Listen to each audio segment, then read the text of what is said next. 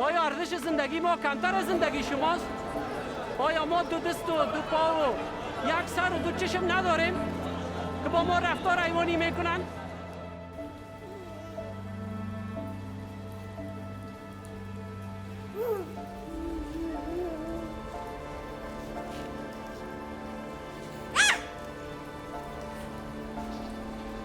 ما مارم بس تو هم خود میبرم. تو که نمیدانی خود چیه یا نه؟ خود تو گفتی که ممکنه نباشه.